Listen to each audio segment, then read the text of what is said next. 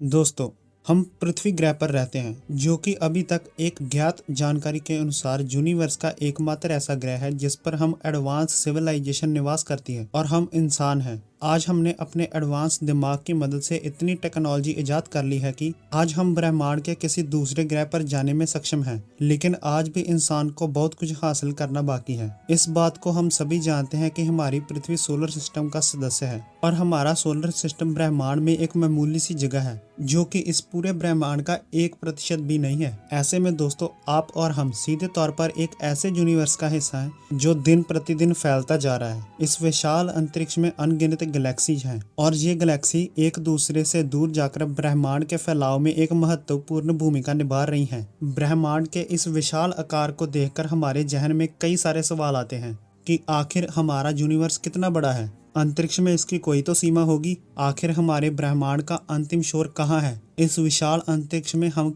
इंसानों का क्या वजूद है? तो चलिए दोस्तों, आज इस वीडियो रिपोर्ट में इन्हीं सवालों का जवाब ढूंढते हैं। हेलो, नमस्कार दोस्तों, आप देख रहे हैं mister mystical world YouTube channel. हर प्रकार की जानकारी आसान भाषा में प्राप्त करने के लिए आप इस यूट्यूब चैनल को सब्सक्राइब भी कर सकते हैं, जो कि बिल्कुल फ्री है। दोस्तों, यूनिवर्स का आकार पता करने के लिए सबसे पहले हमें यूनिवर्स के बारे में जानना जरूरी है। आखिर ब्रह्मांड क्या है? What is the universe? Universe space की सभी वस्तुओं से मिलकर बना हुआ है। ये एक ऐसा गोलाकार क्षेत्र है जिसमें वर्तमान समय में पृथ्वी से देखे जाने वाले सभी तारे, गैलेक्सी और ग्रह मौजूद हैं। जिन ग्रह, तारे, गैलेक्सी और डार्क एनर्जी को आज हम तकनीक के माध्यम से देख पाते हैं, उन्हें ऑब्जर्वेबल यूनिवर्स कहा जाता है। लेकिन ऑब्जर्वेबल यूनिवर्स के परे भी कई सारी वस्तुएं हैं जिन्हें हम पृथ्वी से नहीं देख पाते, और इसी हिस्से को वैज्ञानिक कई सालों से खोजने का प्रयास कर रहे हैं। और ये ब्रह्मांड का वो हिस्सा है जिससे हमें ब्रह्मांड का आकार और अंतिम छोर को लेकर स्पष्ट जानकारी मिल सकती है। ब्रह्मांड की दूरी और दूर स्थित गैलेक्सी के बारे में पता लगाना एस्ट्रोनॉमर्स के लिए हमेशा ही चुनौतीपूर्ण रहा। लेकिन एस्ट्रोनॉमर्स सुपरनोवा के चमत्कार विस्फोट की मदद से ऐसा करने की कोशिश करते हैं। दरअसल कुछ प्रकार के विस्फोटक तारों में इतनी चमक होती है कि हम उनके चमक के माप से पता लगा सकते हैं कि वो हमसे कितनी दूर है। लेकिन इस तरह से अंतरिक्ष में मौजूद हर तरह की मिस्ट्री को सॉल्व नहीं किया जा सकता। हमारे ब्रह्मांड के विशालपन का अंदाजा लगाने से पहले एक नज़र अपनी गैलेक्सी पर डालते हैं। अपनी मिल्की वे गैलेक्सी की अगर बात करें तो हमारी गैलेक्सी 13.52 करोड़ साल पुरानी है और ये लगभग 52,850 लाइट ईयर्स बड़ी है। लाइट ईयर्स मतलब एक साल में प्रकाश की किरणें जितनी दूरी तय करें। आपको बता दें, प्रकाश यानी लाइट की स्पीड एक सेकंड में 3 लाख किलोमीटर से ज़्यादा होती है। इस हिसाब से एक लाइट ईयर 9.5 करोड़ किलोमीटर होगा। ऐसे में बड़े फासलों का हिसाब लाइट ईयर्स में रखते हैं। हमारे इस गैलेक्सी में एक बड़ा सोलर सिस्टम है जिसका पृथ्वी एक छोटा सा हिस्सा है। इसके अलावा सोलर सिस्टम में पृथ्वी के अलावा 7 ग्रह और हैं, जिनमें से अधिकतर ग्रह का आकार पृथ्वी से काफ़ी विशाल है। हमारी गैलेक्सी का सबसे अहम हिस्सा हमारा सूरज है, जिसका डायमीटर 13.90 हजार किलोमीटर है और ये पृथ्वी के आकार से 109 गुना बड़ा है। सोचिए, हमारे सौर मंडल में मौजूद हर एक तारा इतना विशाल है, तो अंतरिक्ष में मौजूद बाकी सारे तारे कितने विशाल होंगे।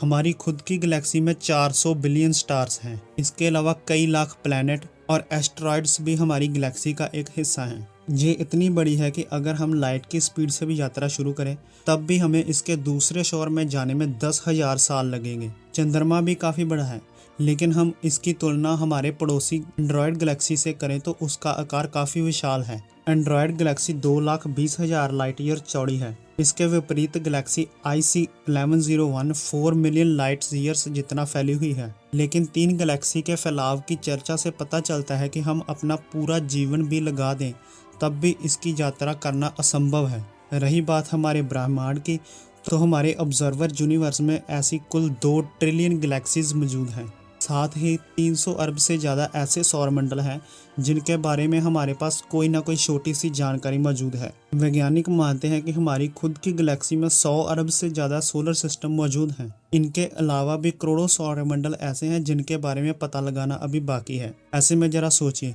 पूरे ब्रह्मांड में कितने सोलर सिस्टम मौजूद होंगे। आप चाहकर भी इस सवाल का कोई जवाब नहीं दे पाएंगे। इसलिए विज्ञान की सभी तकनीक इस पहलू पर आकर फेल होती हुई नजर आती हैं। How old our universe? हमारा यूनिवर्स कितना बड़ा और पुराना हो सकता है?